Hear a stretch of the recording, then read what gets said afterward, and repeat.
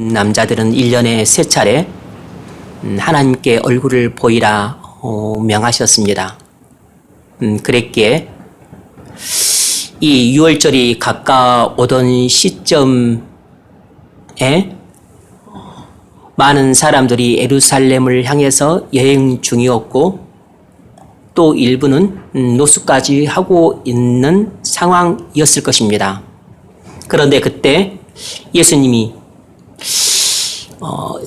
유대하고는 정반대인 북쪽, 그러니까 갈릴리 그곳 중에서도 또 갈릴리 호수 북동쪽으로 옮기셨음에도 불구하고 인근에 있는 무리들과 그리고 여행 중에 있던 무리들이 예수님께로 모여들었습니다. 남자만 5,000명이라고 했으니까 여자까지 합치면 대략 2만 명 정도가 대부분 불순한 동기를 갖고 모였습니다. 예수님이 병이나 고치고 귀신을 쫓아내는 것을 구경이나 할 요량으로 호기심을 갖고 모여들었던 거죠. 그럼에도 불구하고 주님은 그들에게 진리를 가르치셨습니다. 그러다가 날이 저물어 그들에게 먹을 것을 주고자 했지만 먹을 것이 없었습니다. 예수님은 한 소년이 내놓은 오병이어를 갖고 축복 기도하신 후에 떡을 떼어 12 제자들에게 나눠 주셨고 12 제자들은 그 받은 떡을 50명, 100명씩 모인 무리들에게 나눠 주었습니다. 그리고 생선도 그렇게 했습니다. 그래서 마침내 2만 명의 군중이 배불리 먹고 12 광주리가 남았습니다. 이 내용이 대략 한 11절로 13절에 요약적으로 진술되어 있죠. 우리 11절로 13절 같이 한번 읽겠습니다. 시작.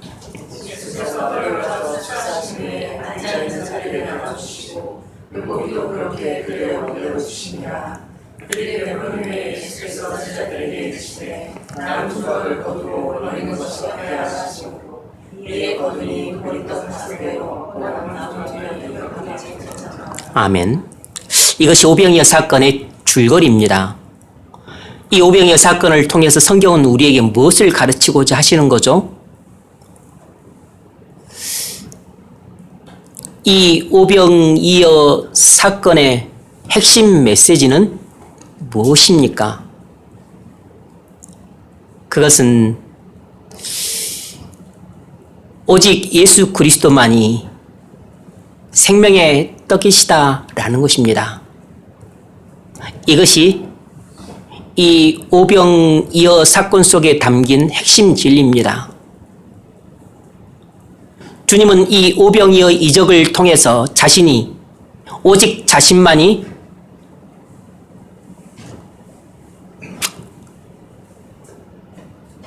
생명의 떡이심을 증거하셨던 것입니다. 예수님은 2인분 정도의 음식인 오병이어를 갖고 2만 명 정도의 군중을 배불리 먹이셨습니다. 이 이적은 다른 이적들과 마찬가지로 예수님이 그리스도이심을 증거하는 이적임에는 틀림없습니다. 그런데 이 오병이어 이적에서는 예수님이 자신을 어떤 분으로 증거를 하시죠?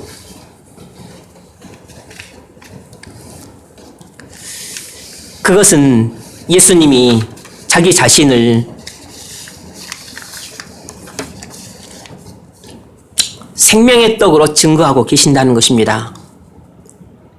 예수님은 자기 앞에 나온 무리들을 다 배불리 먹이셨던 것처럼 자기 앞에 나온 죄인들의 영혼을 다 만족시켜 주실 수 있음을 보여주신 것입니다.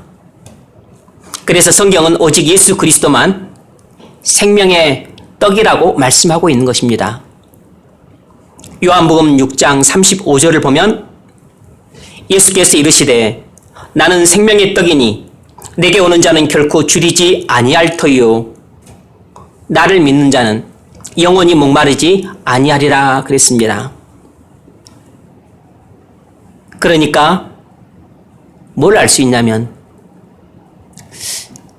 예수님은 이 오병이어 사건을 통해서 광야 생활할 때 하늘에서 만나가 내려 이스라엘 백성들이 먹고 살았던 것처럼 바로 예수님은 자신이 하늘에서 내리는 진정한 생명의 만나로서 자신을 먹어야만 생명을 얻을 수 있다는 것을 증거해 보이고 싶으셨던 것입니다. 주님은 그 일을 오병이어 이적을 통해서 우리에게 간접적으로 보여주신 것이에요. 그러므로 복음서에 나타난 모든 이적들은 전부 예수님이 그리스도이심을 증거하는 표적들입니다. 그러니까 예수님은 그냥 단순히 과시형으로 병을 고치신 적이 없고 귀신을 쫓아내신 적이 없고 그리고 무슨 놀라운 이적들을 행하신 적이 없어요. 물을 포도주로 만들었거나 바다 위를 걸었거나 귀신을 쫓아냈거나 병을 고쳤거나 아니면 했거나 이 모든 이적들은 바로 나 예수가 하나님이 이 땅에 보내기로 한 그리스도이고 내가 그리스도로 이 땅에 옴으로써 이제 이 세상 나라는 무너지고 하나님 나라가 임하기 시작한 종말이 시작되었음을 알리는 신호인 것입니다. 그래서 이 오병이어 이적도 그 가운데 하나인 것이에요.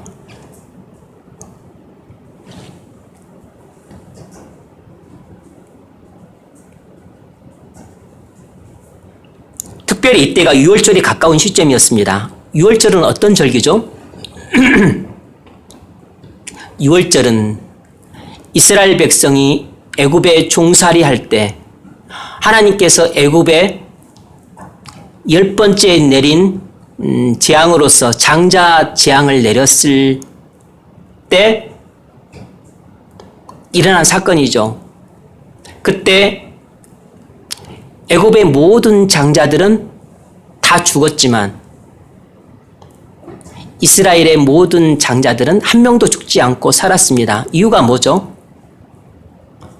그것은 모든 이스라엘 백성들이 어린 양의 피를 자기 집에 문지방과 좌우 문설주에 바르면 죽음의 사자가 넘어가리라는 하나님의 약속을 믿고 어린 양의 피를 문지방과 좌우 문설주에 발랐기 때문입니다.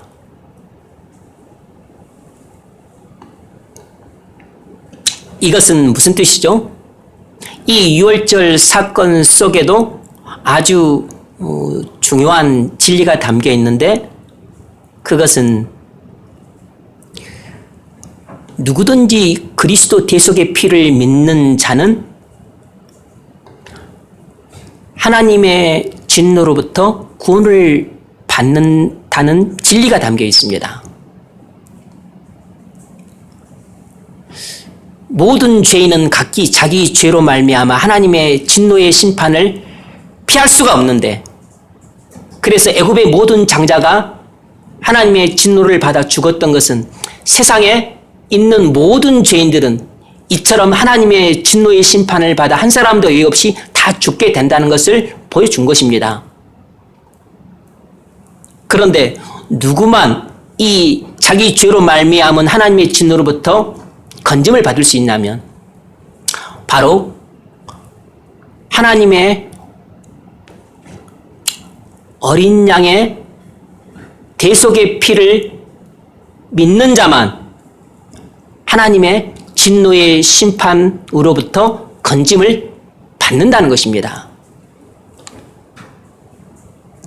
1500년 전 이 유월절 사건을 통해 그리스도는 유월절 어린 양으로 오실 것으로 예표되었습니다.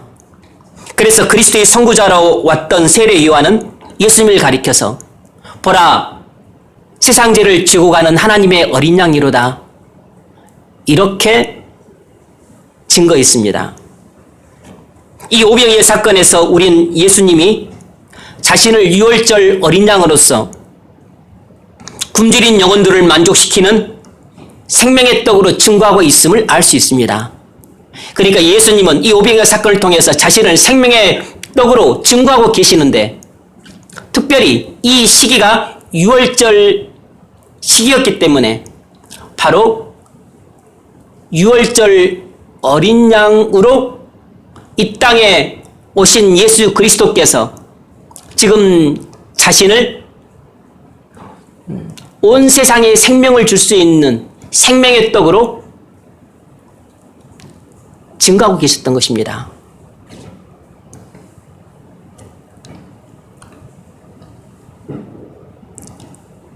오늘 본문에서 군중은 떡을 못 먹어 굶주렸습니다. 그러면 이 세상의 모든 죄인들은 왜 굶주렸습니까?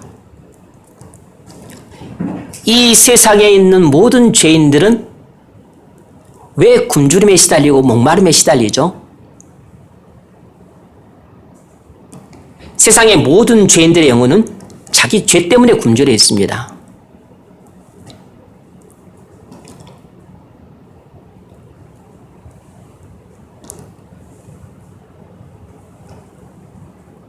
여러분, 세상에 살고 있는 모든 죄인들의 영혼은 속에는 만족함이 없습니다. 만족함이 없어요. 아무리 학문을 고도로 하는 학자여도 만족함이 없어요. 아무리 높은 권력을 가진 권력자도 만족함이 없어요. 아무리 돈을 많이 가진 재벌 회장들도 만족함이 없습니다. 그러면 아내 외에 첩들을 1명, 2명, 3명 두면 만족감이 있을까요? 만족함이 없습니다. 아니면 이건희 씨는 한 9년 사이에 재산이 2배로 늘었다고 합니다. 8년 사이에 재산이 2배로 늘었대요. 그래서 지금은 17조인데 작년 한 해 사이에만 4조가 늘었답니다. 지금 의식불명 상태지만 만족감이 있을까요? 만족감이 없습니다. 그러면 학생들인 공부를 잘해서 전교 1등을 하면 만족감이 있을까요?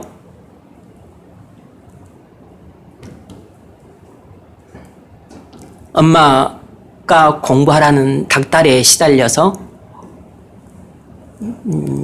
용하게도 전교 1등을 하고 나서 자살한 애가 있어요.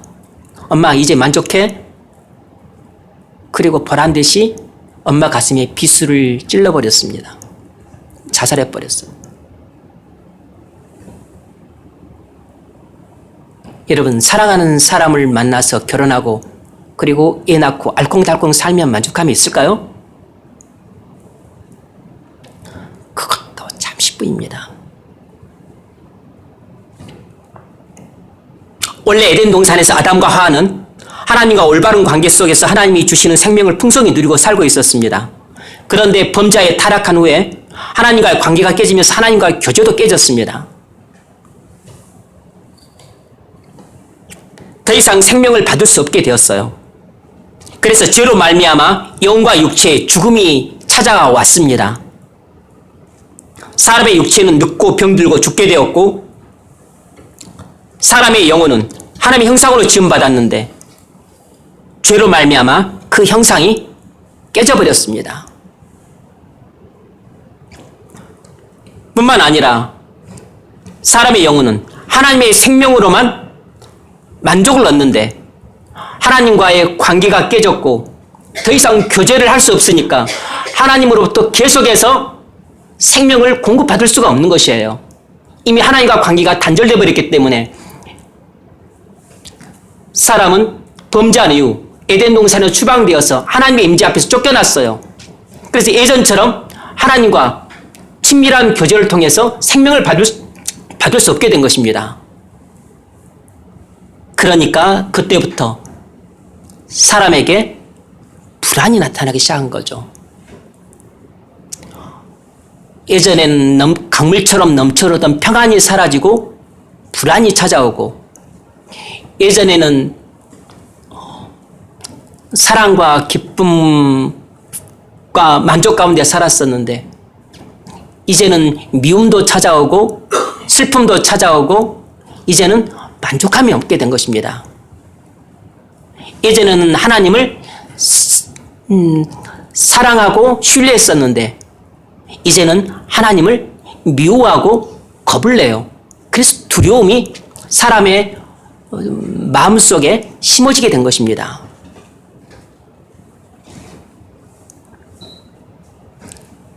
그리고 자신이 죄로 말미암아 하나님의 미움을 받고 진노를 샀다는 것을 알게 되었기 때문에 사람의 영혼은 자기 죄에 대한 하나님의 진노를 의식하든지 아니면 의식하지 못할지라도 무의식 속에 잠재되어 있기 때문에 사람의 마음에는 항상 불안과 두려움이 내재되어 있는 것입니다. 그래서 아담의 타락 이후 모든 사람은 자기 죄로 말미암아 영혼의 굶주림과 목마름을 느끼게 되었어요. 영혼의 만족을 상실하게 된 것입니다. 그 결과 사람들은 하나님 없이 살면서 바벨탑을 쌓아 하늘에 이루고자 했지만 만족함이 없었습니다. 그래서 오늘날 사람들은 지위가 아무리 높아도 만족함이 없습니다. 돈이 아무리 많아도 만족함이 없어요.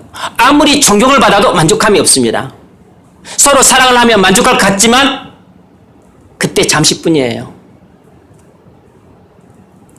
세상에서 성공하면 만족하며 살 것 같지만 천만의 말씀입니다. 세상에 성공한 사람들은 많고 많아도 그들은 다 진정한 만족을 얻지 못해요. 왜냐하면 세상은 우리에게 절대로 만족을 줄 수 없는 것입니다. 우리 영혼은 하나님의 형상으로 지음을 받았기 때문에 오직 하나님이 주시는 생명으로만 만족을 얻게끔 구조적으로 창조된 것이에요. 세상은 우리에게 물질의 풍요로움도 줄 수 있고 높은 지위도 줄 수 있고 많은 돈도 줄 수 있고 명예도 줄 수 있고 그리고 육체의 쾌락도 줄 수 있고 눈의 즐거움도 줄 수 있고 그리고 이생에서의 존경도 줄 수 있어요. 세상이 우리에게 줄 수 있는 것이 엄청나게 많습니다. 하지만 세상이 우리에게 줄 수 있는 것은 우리 육신은 잠시 만족을 얻을지라도 진정으로 우리 영혼은 만족을 얻을 수가 없어요. 왜 이처럼 사람은 대통령이 되어도 만족이 없고 회장이 되어도 만족이 없고 사랑을 얻어도 만족이 없고 심지어 행복을 느껴도 만족이 없죠? 그것은 바로 우리가 하나님의 형상으로 지음을 받았기 때문에 오직 하나님이 주시는 생명으로만 만족을 얻을 수 있는 것입니다. 여러분 영혼에 만족함이 없다면 그것은 하나님이 주시는 생명을 공급받고 있지 못하기 때문입니다.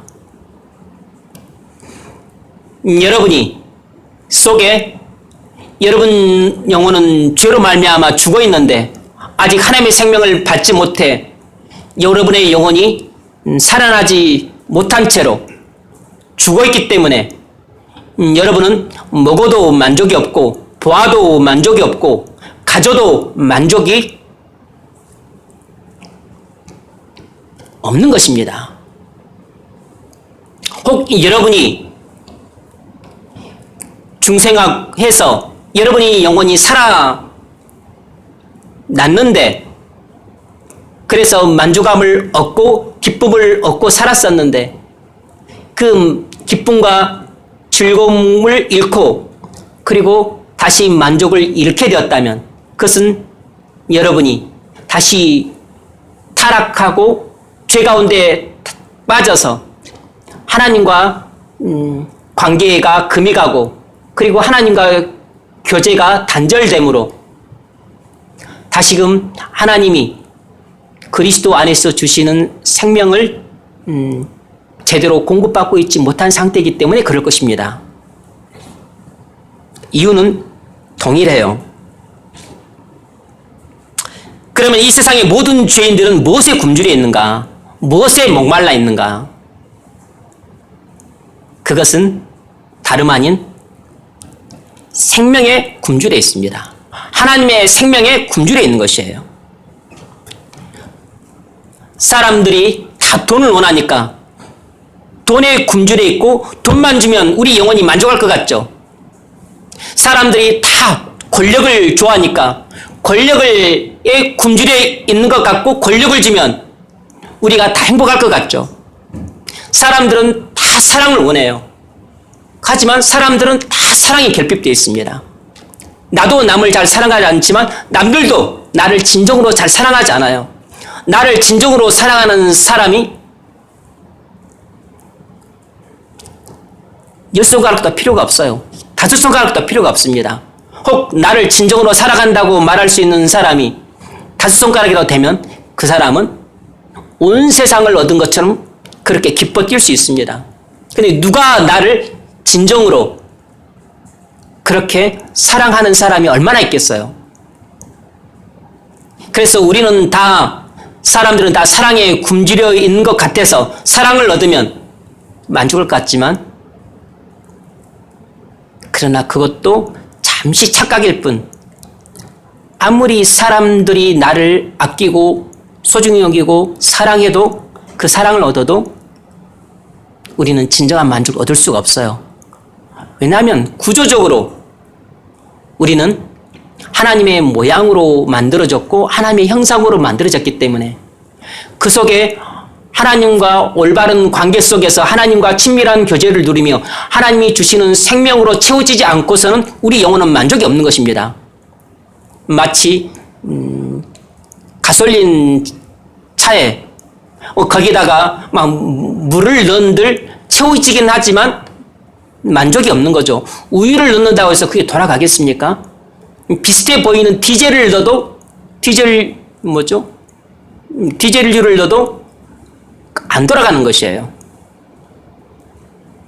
가솔린 차에는 가솔린을 넣어야만 만족이 있는 것처럼 우리 영혼은 하나님의 형상으로 지어진 바 되었기 때문에 하나님의 생명이 들어가야만 비로소 만족을 얻는 것입니다. 그런데 사람들은 전부 자기 죄 때문에 하나님의 생명을 상실해버렸기 때문에 하나님의 생명이 없는 상태에서 사람들의 영혼은 굶주려 있는 것입니다. 하나님의 생명에 굶주려 있는 것이에요. 하나님의 생명에 목말라 있습니다. 그래서 사마리아 여인에게 주님이 물었습니다. 내가 영생하도록 목마르지 않는 물을 내가 줄 수 있다 그랬더니 그 물 내게 주소서 그랬습니다. 주여 그 물을 내게 주소서. 그런데 이 예수님 앞에 모인 군중들도 똑같은 말을 했습니다. 내가 너희들에게 영생할 수 있는 양식을 주겠다 했더니 이 군중들도 요한복음 6장을 보면은 그 양식을 우리에게 주소서 그랬습니다. 그런데 사람들은 자기 죄로 인해 총명이 어둡기 때문에 자기가 무엇에 굶주려 있는지 모릅니다. 그냥 출세하면 만족하겠지. 돈이 많으면 만족하겠지. 좋은 대학 들어가면 내가 만족하겠지. 사랑하는 사람하고 결혼하면 내가 만족할 수 있겠지. 이렇게 막연하게 생각할 뿐입니다. 그러나 우리 영혼은 출세로도 만족이 안 되고 돈으로도 만족이 안 되고 좋은 학교, 좋은 직장으로도 만족이 안 돼요. 심지어 사랑으로도 만족이 안 되고 심지어 내가 행복을 느낀다 할지라도 잠시 내가 만족하는 것처럼 착각할 뿐이고 진정한 만족이 없어요. 게다가 돌을 닦아도 우리는 만족이 없습니다. 우리 영혼은 이 세상 뭐로도 만족을 얻지 못해요. 그래서 그 점을 하나님은 이렇게 간단히 정리하셨습니다. 이사야서 57장 21절을 보면 내 하나님 말씀에 악인에게는 평강이 없다 하셨느니라 그랬습니다. 하나님이 우리에게 이렇게 말씀하셨어요. 악인이 뭐죠? 하나님을 대적하고 죄 가운데 살아가는 사람을 말하는 거죠. 그러니까 죄 가운데 살아가는 사람은 마음속에는 평강이 없다는 것입니다. 다시 말하면 하나님과 관계는 사실상 깨지고 하나님과 인격적인 관계가 이루어지지 않은 것입니다.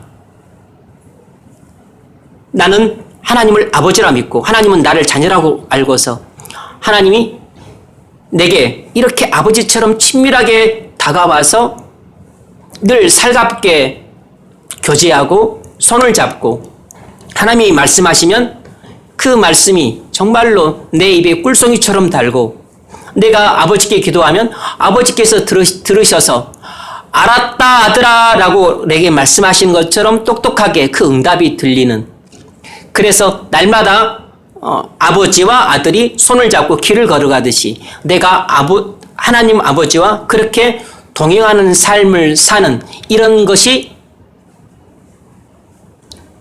거듭난 그리스도인에겐 실제로 존재하는 삶의 양식이에요. 그런데 이런 삶은 강고도 없고 그리고 실제로 경험한 적도 없고 그리고 지금도 살고 있지 못한 상태에 있다면 여러분은 교회를 아무리 오랫동안 나오고 그리고 주중 예배도 드린다 할지라도 심지어 성경을 여러분들이 몇 번을 읽었다 할지라도 여러분 영혼에는 만족함이 없는 것입니다. 왜냐하면 만족은 아들인 내가 아버지인 하나님과 날마다 얼굴을 맞대면서 대화를 통해서 만족이 오는 것이에요. 아버지와 나 사이에 인격적인 만남을 갖고 그리고 대화를 하면서 하나님이 내게 말씀하시고 내가 하나님께 말씀하면서 생명이 오고 그리고 가는 것이에요. 물론 내가 하나님께 생명을 주는 게 아니고 하나님께서 나와 교제하시면서 생명을 주는 것입니다. 그리고 나는 그에 대해서 하나님께 기쁨과 감사와 찬송으로 반응을 하는 것이에요.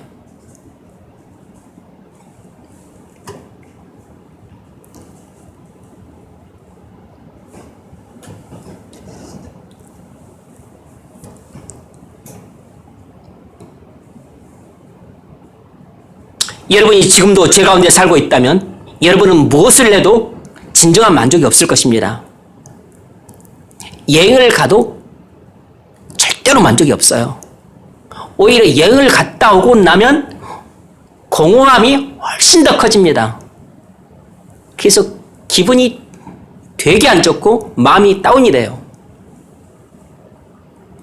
맛있는 것을 먹어도 진정한 만족이 없어요. 사랑하는 사람과 함께 있어도 함께 있는 순간조차도 스치는 바람에 그냥 가슴이 그냥 시려오는 것입니다. 사랑하는 사람과 함께 있으면 순간순간이 꿀송이처럼 달 것 같죠. 천만의 말씀입니다. 하나님과의 관계가 깨져 있으면 그가 나한테 사랑을 고백하고 그가 사랑스러워서 그렇게 안고 있어도 하나도 즐겁지 않아요. 그것은 여러분이 죄로 말미암아 하나님의 생명을 상실했기 때문에 무엇을 해도 진정한 만족이 없는 것이에요. 여러분은 오직 하나님의 생명으로만 진정한 만족을 얻을 수 있어요. 만일 여러분이 목사님 저는 이렇게 신앙생활을 해도 만족이 없습니다. 만일 여러분이 그런 상태에 있다면 여러분의 신앙생활을 총체적으로 점검하셔야 돼요. 그건 부모님이 하고 관계가 문제가 있기 때문이 아닙니다. 이것은 내가 지금 친구들하고 조금 갈등이 있기 때문이 아니에요. 직장 생활이 좀 문제가 있기 때문이 아닙니다. 내가 지금 몸이 나빠서가 아니에요. 내가 지금 돈을 많이 잃었기 때문이 아닙니다. 이유는 딱 하나밖에 없어요. 바로 수식적 관계가 깨져 있기 때문입니다. 하늘에 계신 하나님과 땅에 있는 나 사이에 이것이 관계가 제대로 형성되어 있지 않기 때문에 그런 것이에요. 이유는 하나밖에 없어요. 그래서 부부 사이 관계가 안 좋은 것이고, 부모와 형제 간의 사이도 안 좋은 것이고, 직장 생활도 힘든 것이고, 친구들과 관계도 별로 불편한 것입니다. 그런데 누가 죄인들에게 하나님의 생명을 줍니까? 바로 예수님입니다. 바로 예수님께서 오직 자신만이 이 하나님의 생명을 상실해서 영원히 굶주린 상태에 있는 죄인들에게 하나님의 생명을 줄 수 있다는 것을 이 오병이어의 이적을 통해서 그림으로 보여주신 것입니다. 그러므로 여러분이 나의 죄로 말미암아 나는 하나님의 생명을 상실한 상태에 있다는 것을 깨달았다면 문제 해결책은 예수님께 있기 때문에 여러분은 예수님을 바라봐야 돼요. 여러분이 겉으로는 살아있지만 그러나 만일 죄로 말미암아 하나님의 생명을 상실한 상태에 있다면 속으로는 죽어있는 것입니다. 살아있으나 실상은 죽어있는 자인 것이에요. 그것을 겸손히 인정하는 자가 바로 마음이 상한 자고 마음이 가난한 자예요. 이렇게 상한 심령만이 애통함으로 회개할 수 있고 그리고 주 앞으로 나오기 시작하는 것입니다. 예수님이 자신을 생명의 떡이라고 말씀하신 것은 오직 자신만 죄인들에게 생명을 줄 수 있기 때문이었어요. 그러면 우리는 이 생명의 떡을 어떻게 먹을 수 있습니까? 우리는 예수님이 우리에게 주시는 생명의 떡을 어떻게 먹을 수 있죠?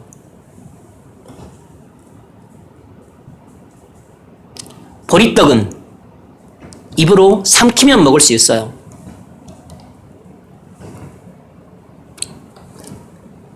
생명의 떡은 어떻게 먹습니까? 마음으로, 믿음으로 먹습니다.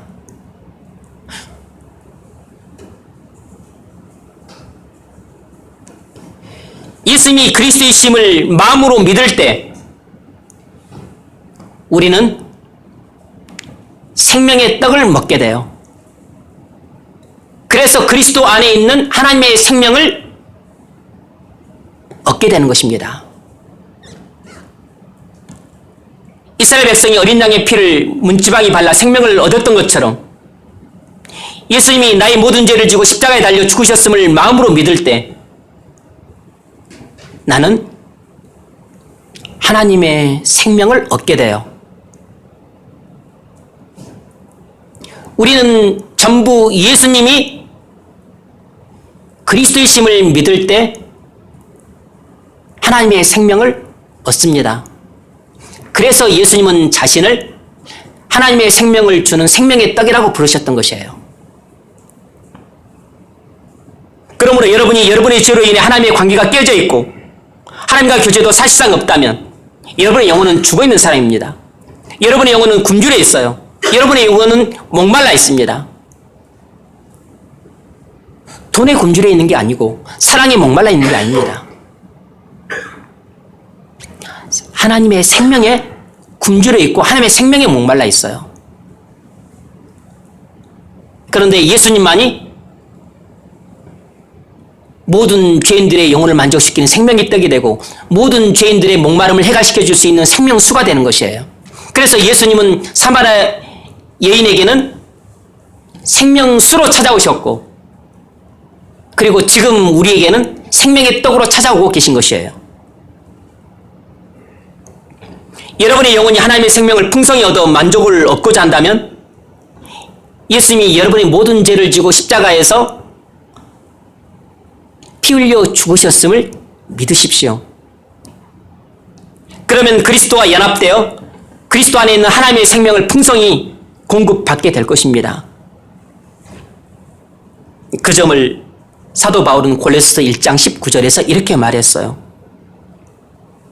아버지께서는 모든 충만으로 예수 안에 거하게 하시고, 여기서 모든 충만이란 하나님의 충만한 생명을 말하는 것이에요.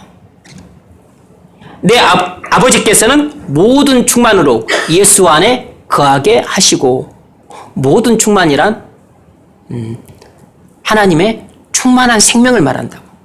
다시 말하면 하나님의 충만한 성품을 말하는 것입니다. 그것을 골로새서 2장 9절에서는 그렇게 말했죠.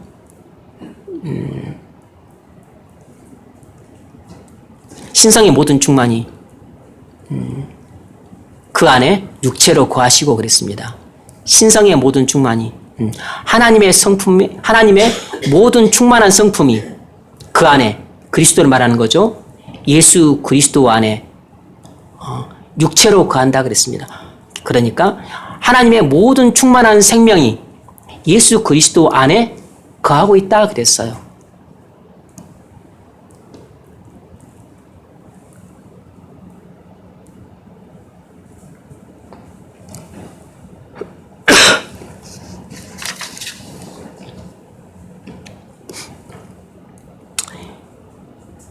요한복음 6장 40절에서 예수님은 이렇게 말씀하셨습니다. 내 아버지의 뜻은 아들을 보고 믿는 자마다 영생을 얻는 이것이니 마지막 날에 내가 이를 다시 살리리라.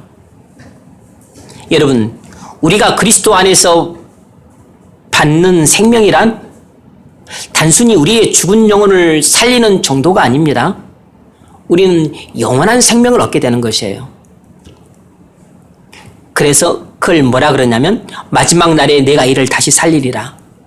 그러니까 우리는 예수 그리스도를 믿을 때 예수 그리스도와 한 몸이 됨으로써 예수 그리스도 안에 있는 충만한 하나님의 생명을 공급받는데, 그 결과 우리는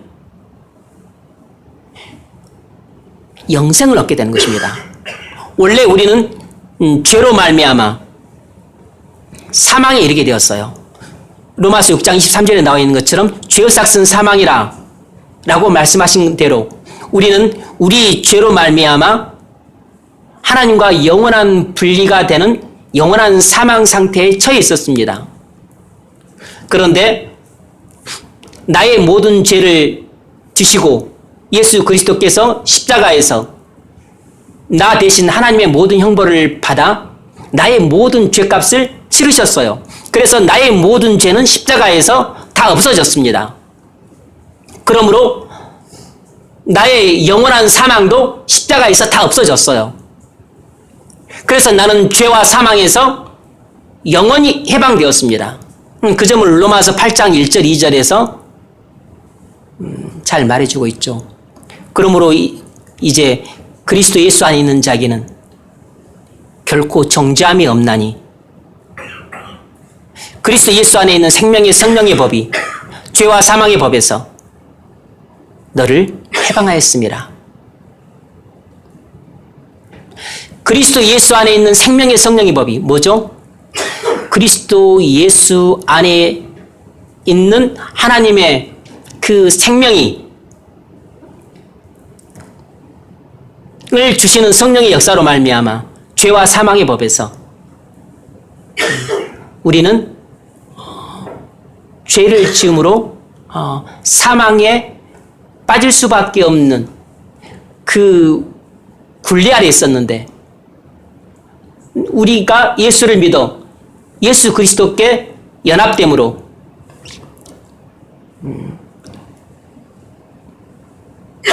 우리는 죄와 사망에서 영원히 해방되고 그리스도 안에 있는 영원한 생명을 얻게 된 것입니다.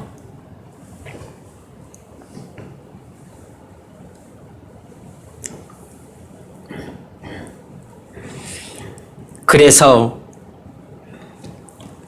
예수님은 요한복음 17장 3절에서 이렇게 말씀하셨어요.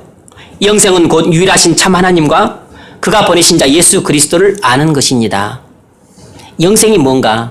그것은 하나님과 그리고 그가 보내신 예수 그리스도를 믿는 것이라 그랬습니다. 여기서 아는 것이란 믿는 것이에요. 결국 우리는 이 오병의 이적을 통해서 무엇을 알 수 있죠? 오직 예수 그리스도만이 죄인의 영혼을 만족시킬 수 있다는 것입니다.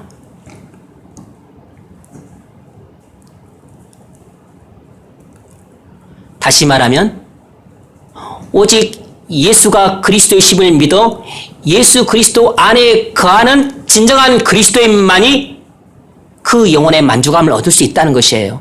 그 외에 예수 그리스도 밖에 있는 사람은 교회를 열심히 다녀도 진정한 만족이 없고 권사, 집사, 장로 직분을 받아도 만족이 없어요.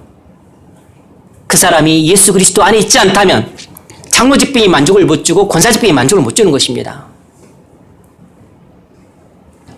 예수 그리스도 안에 있지 않는 사람이라면 그 사람이 목사여도 만족감이 없기 때문에 만족감을 얻기 위해서 자꾸 돈을 탐하는 것입니다. 자꾸 정치를 하면서 노예에서 무슨 자리를 하고 총회에서 무슨 자리 하는데 관심이 많은 것이에요. 왜냐하면 만족이 없으니까 자꾸 권력을 통해서 만족을 얻으려고 하는 것입니다. 자꾸 돈을 통해서 풍족한 생활을 통해서 만족을 얻고 싶은 것이에요. 만족이 없으니까 자꾸 여자를 탐합니다. 자꾸 여자를 탐하고 그것을 통해서 만족을 얻고자 하는 것이에요. 왜 자꾸 외국을 나가려고 하겠어요? 왜 자꾸 여행을 하려고 하겠냐고. 만족이 없으니까 뭐가 즐거워야 살잖아요. 인생에 재미가 있어야 살지. 그러니까 올해는 동남아, 내년에는 또 유럽, 또 그 다음에는 또 성지순례, 자꾸 건수를 만드는 것이에요. 왜 그렇게 교인들이 싫어하고 교회 돈 쓴다고 싫어함에도 불구하고 그렇게 기를 쓰고 그렇게 하느냐. 왜냐하면 그래야만 내가 즐겁고 만족이 되거든. 그렇게 하지 않고서는 만족이 없는 것이에요.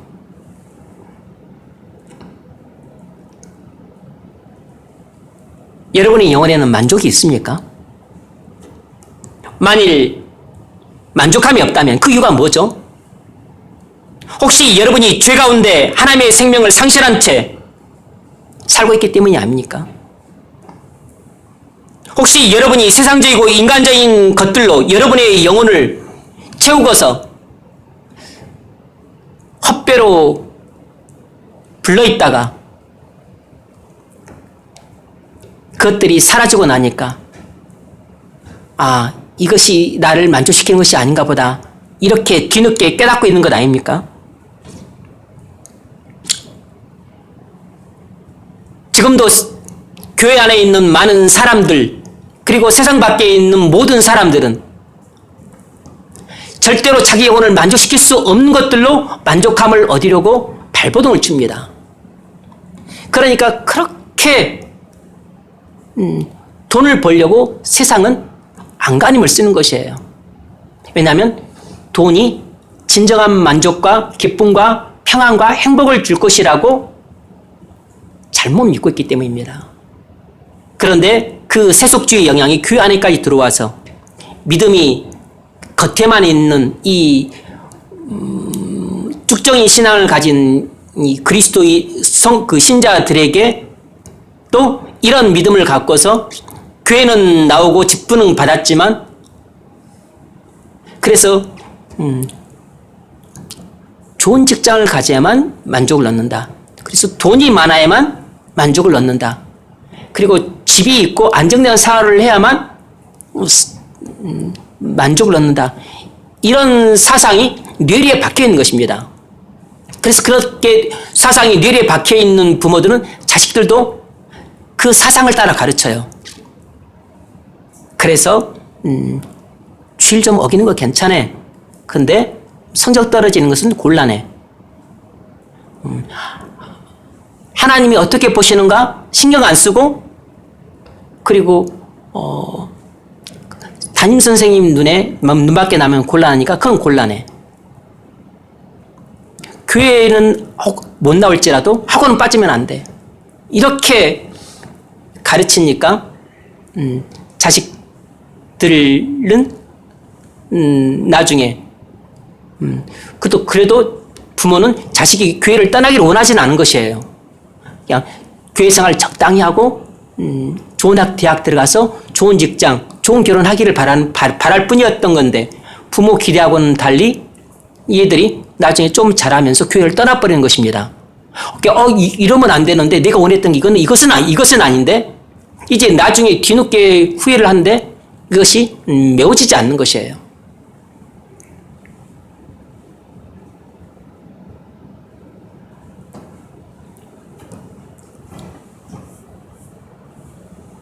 만일 여러분이 그런 세상적인 것들로 일시적인 쾌락에 빠져 산다면 여러분의 영혼은 더욱 공고해질 겁니다. 날마다 피폐해진다는 것을 여러분이 경험하면서 날마다 속상해요. 그럼 어떻게 해야 되죠? 어떻게 하긴요? 먼저 죄를 회개해야 됩니다. 그래서 반드시 죄를 버리고 하나님께 돌아와야 돼요.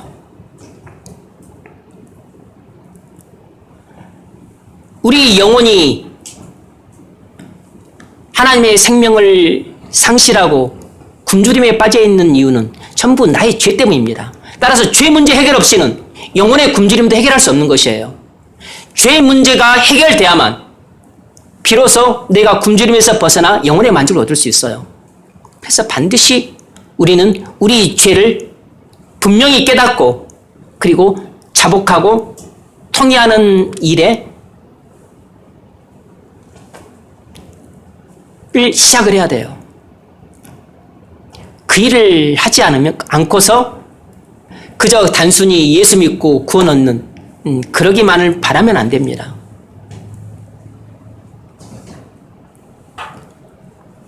그 다음에 예수님의 대속의 피를 믿어야 돼요. 이것이 무슨 순서가 정해져 있는 건 아니지만 논리적인 순서는 이래요. 예수님이 십자가의 보혈은 전부 나의 죄 때문에 하나님의 형벌을 받아 흘린 피임이 믿어져야 됩니다. 자신이 진정으로 하나님 앞에 죄인임이 깨달아져야 돼요. 그래서 예수님이 구주이심을 믿으십시오. 여러분의 주인으로 받아들이십시오. 그리고 받아들였다면 예수님이 하신 말씀을 순종해야 됩니다. 그럼 내가 예수를 진정한 나의 구주로 믿고 나의 주인으로 믿는다는 증거가 뭐냐면 바로 예수님 말씀에 순종하는 것입니다. 야고보 사도가 2장에서 그랬죠.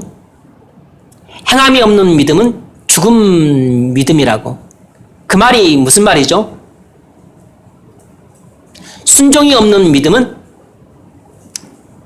가짜 믿음이라는 것입니다. 순종이 따르지 않는 믿음은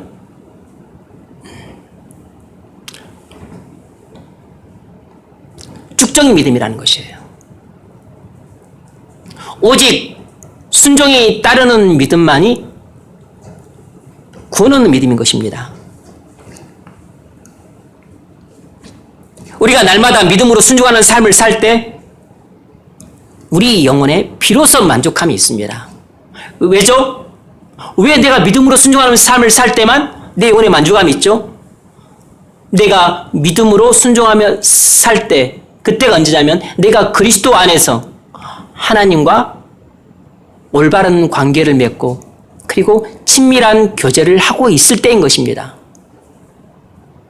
내가 하나님 말씀을 믿음으로 순종하고 살 때가 언제냐면 하나님과 올바른 관계 속에서 하나님과 친밀한 교제가 이루어지고 있을 때예요. 그래서 인격적 관계를 토대 위에서 관계가 먼저죠. 그 다음에 교제는 그 토대 위에 세워지는 것이고 인격적 관계를 맺고서 그리고 하나님과 내가 교제를 나누는 것입니다. 하나님이 내게 말씀하시면 내가 믿음으로 화답을 해요. 순종을 하는 것이죠. 아멘으로 화답하고 그리고 아주 그걸 열성적으로 순종하려고 하고 그리고 내가 그에 대한 반응으로서 하나님께 나의 소원을 아뢰는 것입니다. 나는 하나님 이런 소원을 갖고 있고 나는 정말 이렇게 하고 싶은데 이게 안 돼요. 하나님 그래서 저를 좀 도와주세요. 제가 지금 나이 40이 됐기 전에 100억을 벌어야 되겠는데 하나님 이것 좀 도와주세요. 뭐 그런 거 말고 하나님 제가 이 죄를 버리고 이제 2019년도에 이 죄악된 삶과 절연하고자 하는데 하나님 이게 안 돼 이게. 하나님 저 좀 도와주세요. 제가 이 정말로 회개하고 하나님 앞에 죄를 버리고 하나님께 돌아오려고 하는데 하나님 저 좀 도와주세요. 제게 회개용 좀 부어주세요. 그것을 기도하고 간구하고 눈물 쏟으며 부르짖고 그리고 제가 순종하고자 하는데 하나님 순종이 안 돼요. 순종이. 먹는 것도 잘하고 놀러 다니는 것도 잘하고 나쁜 짓도 잘하고 뭐 다른 건 다 잘하는데 하나님 순종이 안 돼요. 순종이. 어떻게 해야 제가 하나님 순종을 하겠습니까? 믿음으로 순종하게 해줘. 그것도 전적으로 헌신하게 주옵소서. 그것도 하나도 빠지지 않고 하루 24시간을 다 순종하게 해 주옵소서. 어떻게 해야 됩니까, 하나님? 하나님과 이런 인격적인 교제가 있어야 돼요.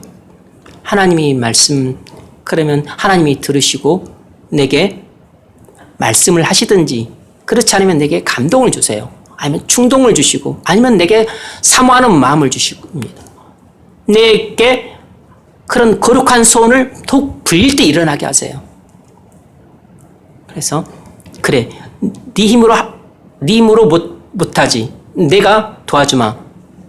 그래서 하나님께서 내가 할 수 있도록 하나님께서 나의 능력이 되어 주시겠다는 그런 확신들을 주시는 겁니다.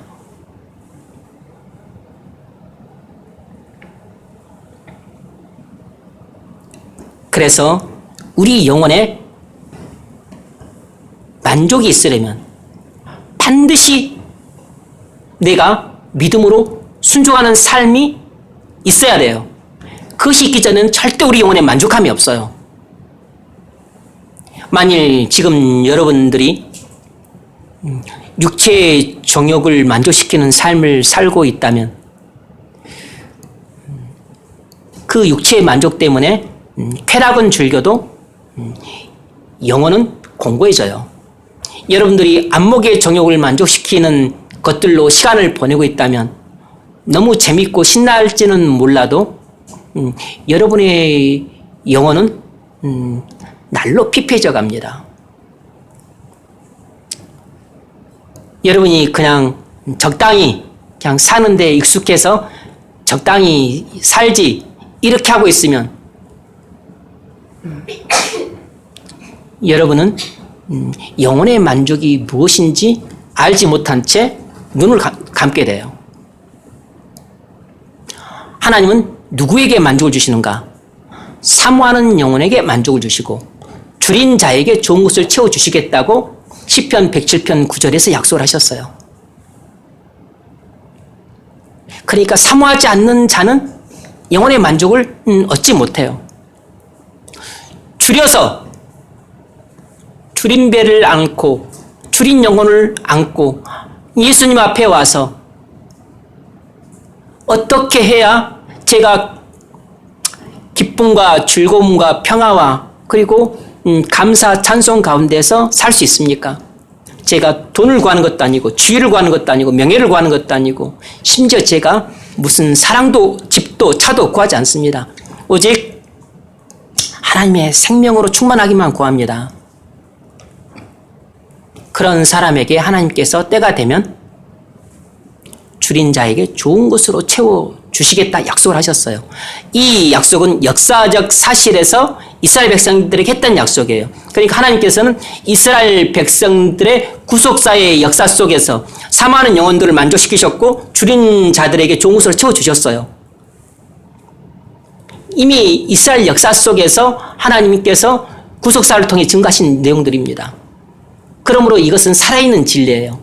따라서 오늘날 하나님 백성인 우리에게도 동일하게 적용되는 원리예요.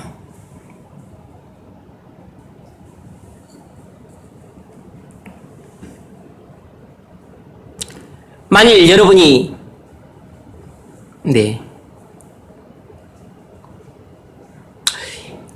여러분, 우리가 날마다 믿음으로 순종하는 삶을 산다면 우리는 새방에서 삼첩반상 놓고 밥을 먹어도 여러분, 우리는 웃으면서 기쁨이 넘치는 가운데 밥을 먹을 수 있어요. 직장이 변변치 않아도, 외모가 뛰어나지 않아도, 늙고 병들었어도 얼마든지 내 안에 하나님의 사랑이 충만히 넘쳐 흐르면 내 마음속에는 평강의 강물이 흘러 넘쳐서 내 주변 사람들에게 흘려 보내줄 수 있을 정도로 나는 은혜와 평강 가운데 살 수 있어요. 그리스도 안에서 주시는 하나님의 생명으로 충만하면 누구든지 만족을 얻을 수 있습니다. 거기에 진정한 인생의 행복이 있는 것이에요. 그래서 예수님은 날마다 우리를 자신에게로 초대하고 있는 것입니다. 마태복음 11장 28절 말씀. 수고하고 무거운 짐진 자들아 다 내게로 오라. 내가 너희를 쉬게 하리라. 내가 너희를 쉬게 하리라. 안식으로 초대하고 있는 거죠. 죄인들을 초대하고 있어요. 죄인들의 영혼에 만족을 주겠다는 것입니다. 영혼의 만족으로 초대를 하고 있어요. 나는 마음이 언냐고 겸손하니 나의 멍에를 메고 내게 배우라. 그리하면 너희 마음이 쉼을 얻으리니. 예수님 말씀을 순종하는 영혼은 안식을 얻는다는 것입니다. 예수님 말씀을 믿음으로 순종하는 사람 영혼에는 안식이 찾아온다는 것입니다. 그러므로 여러분이 진정한 영혼의 만족을 원한다면 하나님 말씀을 믿음으로 순종할 때 내가 미처 생각하지 못했던 영혼의 만족이 오는 것이에요. 이는 내 멍에는 쉽고 내 짐은 가벼움이라 하시니라. 예수 그리스도를 믿으면 순종하는 것이 그렇게 어렵지 않아요. 내 짐은 쉽고 내 멍에는 쉽고 내 짐은 가벼움이니라. 예수님은 여러분을 안식으로 초대하고 계십니다. 예수님은 우리를 영혼의 만족으로 초대하고 계세요. 왜냐하면 우리 영혼의 만족은 오직 예수 그리스도 안에 있기 때문입니다. 예수 그리스도 안에서, 그 말은 예수 믿고 반드시 구원받아야 돼요. 그리고 그 안에서 주님이 내게 하시는 말씀을 믿음으로 순종하며 살 때, 그때 내 영혼은 안식을 얻고 만족을 얻고 그리고 기쁨을 얻는 것입니다. 왜 그러죠? 그건 예수 그리스도 안에만 하나님의 생명이 충만하게 있기 때문이에요. 그러므로 여러분, 말씀을 맺겠습니다. 우린 모든 죄인들을 예수님께로 초대를 해야 됩니다. 우리만 예수 그리스도 안에서 영혼의 만족을 얻고 끝나면 안 돼요. 우리는 모든 우리 주변 죄인들을 예수 그리스도께로 초대해서 그 영혼의 굶주림을 벗어날 수 있도록 도와줘야 됩니다. 영혼의 목마름에서 벗어날 수 있도록 도와줘야 돼요. 그들이 또 말은 안 할지라도 무식 속에서 영혼의 만족을 찾고 있어요. 오직 예수 그리스도를 믿는 자만이 하나님의 생명을 얻어 영혼의 굶주림에서 벗어나 만족을 얻을 수 있습니다. 여러분, 그래서 이 죄 많은 온 세상은 복음을 필요로 하는 것입니다. 그래서 우리는 목사뿐만 아니라 모든 성도들이 다 복음을 들고 나가 집에 가서 전하고 직장에서 전하고 그리고 만나는 사람들마다에게 전하고 때로 하나님이 우리를 부르시면 복음 들고 산을 넘고 물을 건너 땅까지 나가서 복음을 전해야 되는 것이에요. 왜냐하면 세상은 굶주렸기 때문입니다.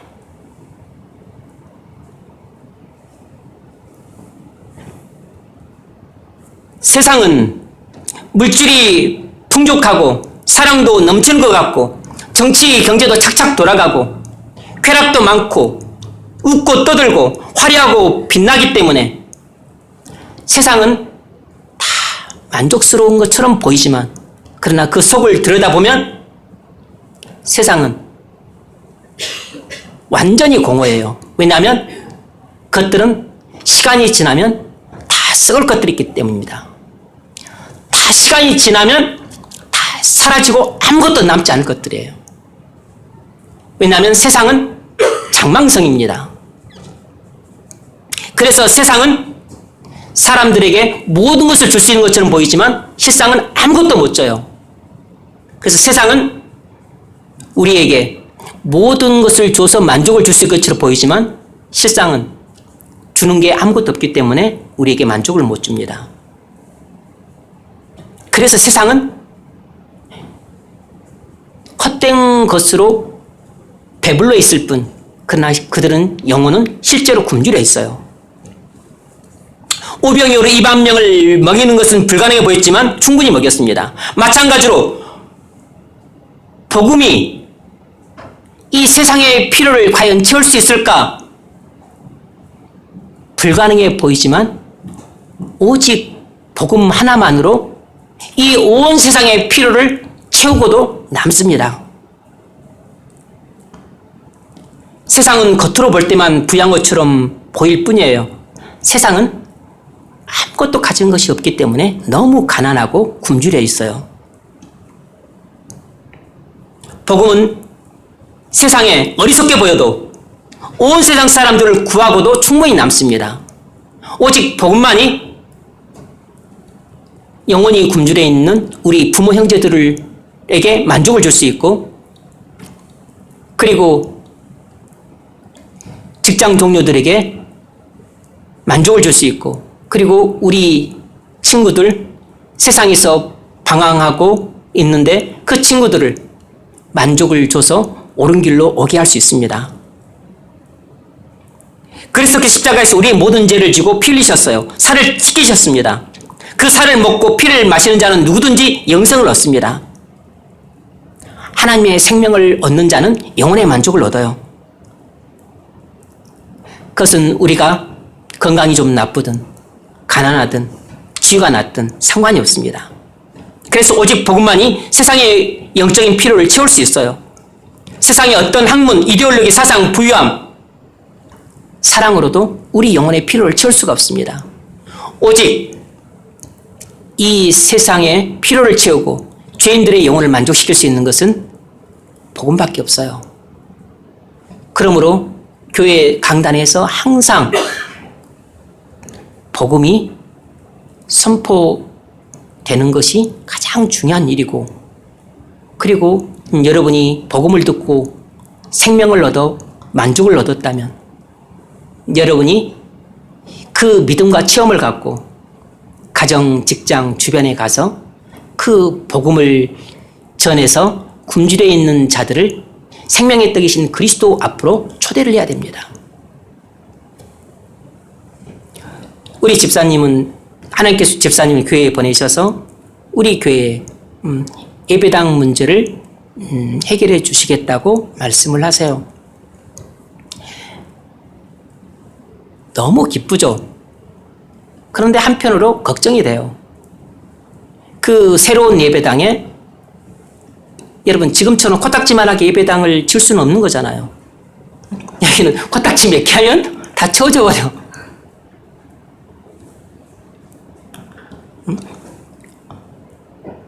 우리가 16명이니까 16명에 맞게 목사님 아담하게 지어요. 소규모로. 이것은 겸손한 게 아니라 좀 모자란 거죠. 여러분, 우리가 16명이어도 믿음을 크게 갖고 하나님께서 보내주시기를 구하면서 보내주실 것을 믿고 예배당은 여유있게 지어야 돼요. 뭐 한 16만 명 넘게 들어갔게 그렇게까지는 안 지어도 널찍하게는 지어야죠. 널찍하게는. 그런데 우리가 16명 갖고 새 예배당에 널찍한데 새로운데 여러분 들어가기에 너무 부끄럽잖아요. 너무 민망하잖아. 예배당만 주어지면 좋은 게 아닙니다.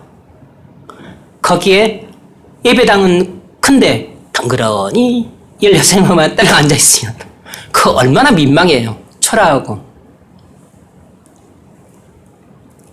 여러분 그 빈 성전을 채워야 됩니다. 웃고 떠들 때가 아니에요. 여러분. 정신을 차리고 각성해야 될 때입니다.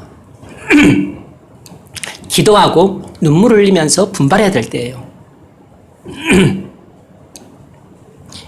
그 입당 때가 언제일지 모르겠지만 여러분 입당하기 전에 여러분 하나님의 집을 빨리 채우십시오. 주인이 종들을 보내 산울가로 가서 많은 사람들을 초청했습니다. 그러나 밭 갈아야 된다, 장사해야 된다, 시집가야 된다 하면서 안 왔어요. 안 오는 것은 그들 책임이고 오라고 청해야 될 일은 여러분이 해야 될 일입니다. 여러분 산울가로 가서 사람들을 초대하십시오. 그래서 하나님의 집을 채우십시오. 그 일은 제가 하는 게 아니고 여러분이 하는 일입니다. 제가 하는 일은 강단에서 복음을 전하는 일이고 여러분이 해야 될 일은 복음을 듣고 영혼의 만족을 얻고서 집에 가서 직장에 가서 주변에 가서 이 빈 하나님의 집을 채우는 것이에요. 절대로 이런 상태로는 새로운 예배당이 못 들어갑니다. 들어가면 더 시험에 들어요. 예배 분위기도 훨씬 나빠집니다. 여러분 반드시 여러분의 부모를 앉히십시오. 여러분의 형제를 앉히시고 여러분의 직장 동료와 주변 사람들을 앉히셔야 됩니다. 여러분들이 손을 잘라주든 여러분의 심장을 꺼내주든 어떻게 생사를 앉히십시오. 그저 새로운 예배당 생겨서 좋을 것 같다는 그런 헛된 꿈만 꾸지 말고 무거운 책임감을 느껴야 됩니다. 중압감을 갖고 이 사태를 직시하셔야 돼요.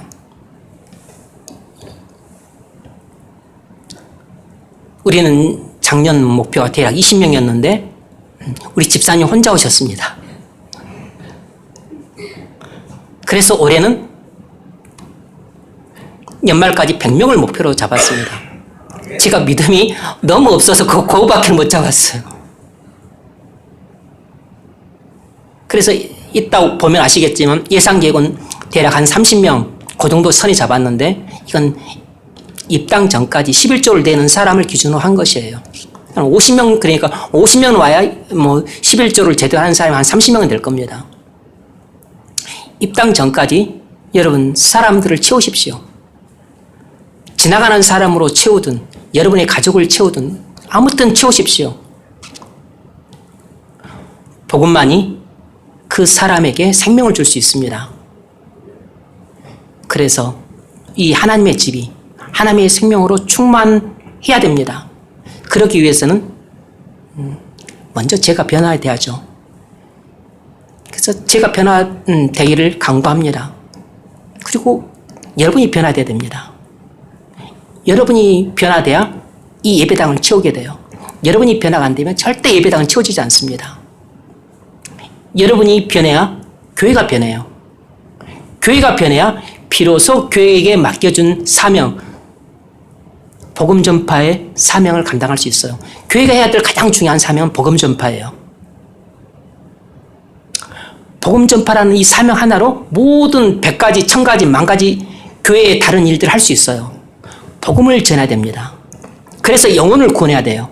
영혼 구원을 해야 나머지 교회에 주어진 100가지 사명을 감당할 수 있습니다. 교회가 교육도 해야 되고 선교도 해야 되고 구제도 해야 되고 지역사회와 협력도 해야 되고 이 나라의 민족을 위해서도 뭔가를 섬겨야 되고 많은 일들을 사회 장애인들 돕고 복지도 하고 많은 것들을 해야 되지만 그것들은 다 부수적인 일들이에요. 복음을 전해서 영혼을 구원하면 나머지 100가지 일들을 다 할 수 있습니다. 그리고 여러분들 중에서 선교사로 나가서 복음을 전할 사람도 생겨나는 것이에요. 아무쪼록 하나님께서 우리에게 주신 이 사명을 명심하고 복음만이 나를 만족시키고 다른 사람의 영혼을 만족시킬 수 있어요. 그러므로 여러분들이 이 사명을 깨닫고서 먼저 변화되시고 그리고 변화된 심령으로 복음을 들고 나가서 산울가로 나가서 반드시 하나님의 집을 치우십시오. 그래서 우리가 입당할 때는 반드시 이 숫자로 들어가면 안 됩니다. 지금보다 3배가 넘는 7배가 넘는 그런 숫자가 되어서 입당할 수 있기를 주의 이름으로 축원합니다.